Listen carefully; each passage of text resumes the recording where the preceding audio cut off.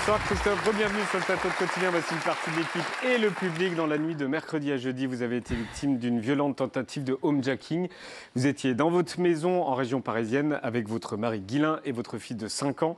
Il est 4 h du matin et il se passe quoi? Eh bien, il y a mon chien qui aboie fort et je connais. J'ai tout de suite compris que c'était un aboiement qui n'était pas normal, qui était un signal d'alarme en quelque sorte. Et j'ai entendu du bruit de quelqu'un qui essayait de rentrer. En fait, on a entendu le bruit de la porte. Notre chambre est au premier étage et c'est au rez-de-chaussée que des personnes tentaient d'entrer dans notre domicile. Et là, je suis sorti de mon lit immédiatement. Je ne me suis même pas posé une seule question, en fait. Et je suis monté tout de suite au deuxième étage où dort mon petit garçon de 5 ans et demi. Il a sa chambre au deuxième étage.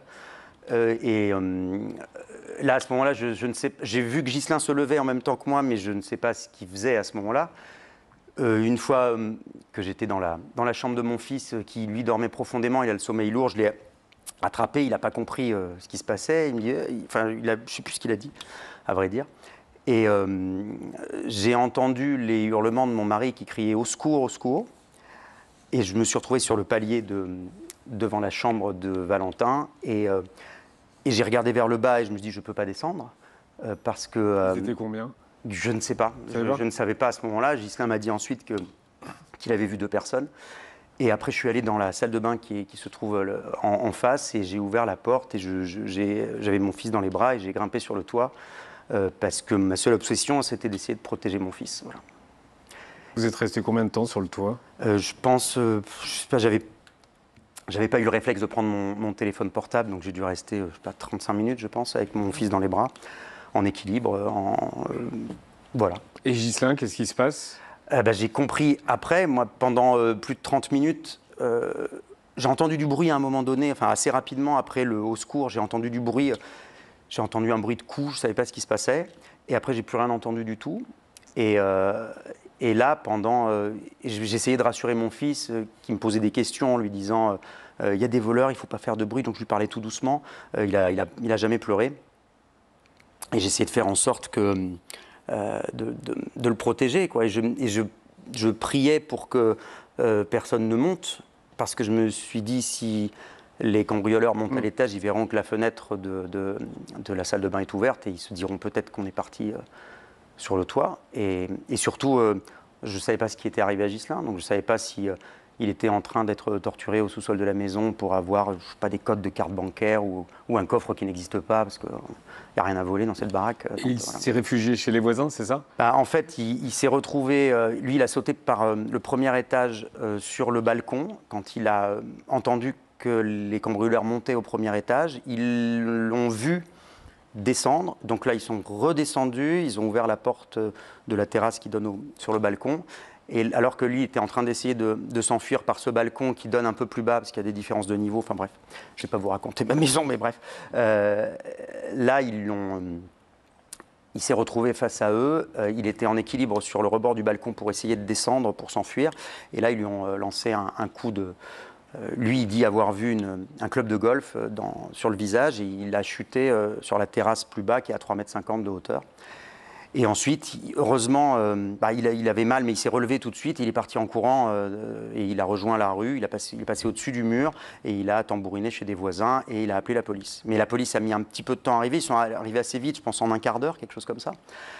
Mais ensuite, les policiers sont entrés dans le jardin et ont commencé à faire une ronde. Je pense que c'est une procédure pour voir s'il y avait... Donc, il ne faisait pas de bruit, il n'appelait pas, il ne disait pas c'est la police. Donc, moi, j'entendais du bruit, j'ai entendu des gens qui marchaient dans la maison. Mais en l'occurrence, c'était la police, mais il ne le disait pas c'est la police, puisque j'imagine qu'il se disait qu'il y avait peut-être des hommes armés. Vous étiez sur le toit, en fait. Donc, j'étais sur le toit, personne ne m'a vu.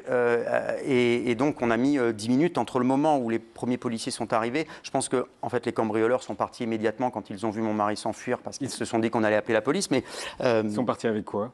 Avec mon portefeuille qui était dans l'entrée, où il y avait 50 balles à l'intérieur, et mes oreillettes de téléphone. Voilà. C'est pour vous dire à quel point voilà, mes AirPods. D'accord. Enfin, même pas parce que c'est une sous-marque, parce que je les avais perdus 2 fois, j'avais acheté des Amazon à 30 balles. Donc vraiment, c'était pas une affaire. Donc ils ont failli tuer quelqu'un. Vous gardez le sens de l'humour, c'est bien. Il faut.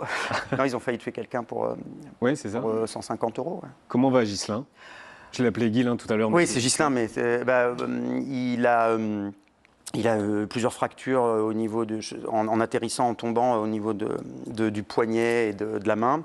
Il a 3 points de suture sur le visage. Donc là, il a un plâtre pour 6 semaines. Et voilà. Et Valentin, ça va mieux, mais... Et Valentin, vous dites qu'il n'a pas pleuré, que sur le moment, il n'a pas trop compris. Mais qu'est-ce qu'il a retenu, en fait. Qu'est-ce qu'il a compris de tout ça, en fait? En fait, c'est long, 30 et quelques minutes, oui. Comme ça, avec son fils dans les bras de 5 ans. Il me disait, je veux retourner dans la maison. Je lui dis, non, on ne sait pas si les voleurs sont encore là, donc on ne peut pas. Il me disait, il me dit, il est où, papa Ghislain? Je veux le voir. Donc, je lui disais, j'essayais de le calmer, parce que j'essayais de lui expliquer qu'il ne faut pas faire de bruit. Il ne faut surtout pas faire de bruit. Et lui, maintenant... il a l'impression que ses papas sont des héros, donc il a une vision un peu romantique, un peu dessin animé de ce qui s'est passé. Mais il a eu la chance de rien voir. Et moi aussi d'ailleurs. J'ai entendu, mais je n'ai pas vu. Je n'ai pas vécu ce qu'a vécu Ghislain. Et j'ai demandé Ghislain, j'ai demandé Valentin et Christophe. Ça va? Comment vous dire? J'ai voulu redormir à la maison le soir même. J'ai pas beaucoup dormi. Donc je pense que je vais aller voir quelqu'un pour en parler un petit peu. Vous êtes allé au travail le lendemain? Ouais. On vous a vu dans la matinale de Bruce. Le vendredi matin, oui. J'avais pas envie de m'arrêter. Je pense que c'était l'idée de... Je sais pas, un truc de survie, peut-être, j'en sais rien. De rester actif, de rien changer. On a amené Valentin à l'école, vendredi matin. Les enfants lui en ont parlé aussi. Donc c'était un peu étrange, mais je voulais pas m'arrêter, parce que je pense que m'arrêter, ça aurait peut-être été un peu m'effondrer. Et puis, si je peux me permettre... Oui, bien sûr, Jean-Michel. On sent votre émotion, là. C'est un choc difficile à digérer, quand même. Oui. C'est difficile. C'est un trauma, oui. Oui, oui. On le sent. Le problème, c'est que tu es forcément dans la peur que ça recommence. Oui, c'est ça. Parce que c'est arrivé une fois. C'est pas la première fois que ça vous arrive, non? Non, mais j'avais eu des cambriolages dans une maison que j'habitais avant, qui était assez isolée, mais c'est des cambriolages quand on n'est pas là, donc c'est une vitre cassée, c'est un ordinateur volé, c'est pas grand-chose. C'était pas ce qu'on appelle du homejacking? Non, ça n'a rien à voir. Ça n'a rien à voir. Donc ça, j'ai jamais vécu un truc pareil. Et je pense, c'est ce qui est assez étonnant, c'est que, bon, j'ai reçu énormément de messages très chaleureux, très réconfortants d'amis, de gens que je ne connais pas, de gens que je n'avais pas vus depuis très longtemps, de personnalités. Et ce qui a été très perturbant, c'est que j'ai reçu énormément de messages d'insultes. D'insultes? Oui. Sur les réseaux? Parce que la première brève qui a été publiée par Le Parisien, enfin, je sais pas, le matin à 9h du mat', c'est exactement ce qui s'était passé, qui avait été raconté aux policiers, donc les informations passent vite, visiblement. Le titre du Parisien, c'était Christophe Beaugrand, son mari et son fils attaqués, homejacking, etc. Et beaucoup de personnes sur les réseaux sociaux se sont arrêtées à son mari et son fils. Et là, c'était... enfin, son mari et leur fils, d'ailleurs. Et là, ça a été des torrents de haine homophobe.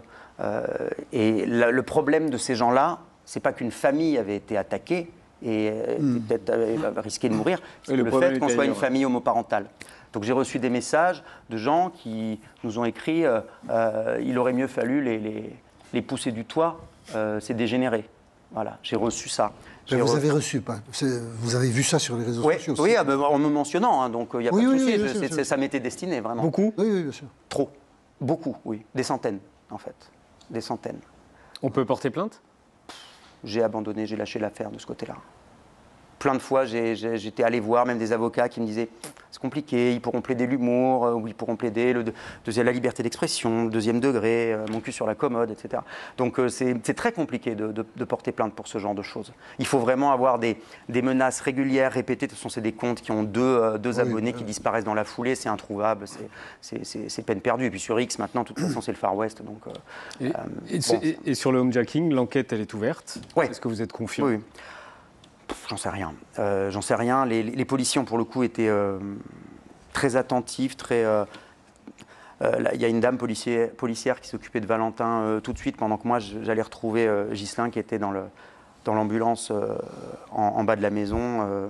J'étais content de le retrouver et de voir qu'il n'était pas trop amoché. Parce que moi, j'ai pensé qu'il était mort hein, quand même. Hein. Donc ça a été... en tout cas, c'est passé dans mon esprit.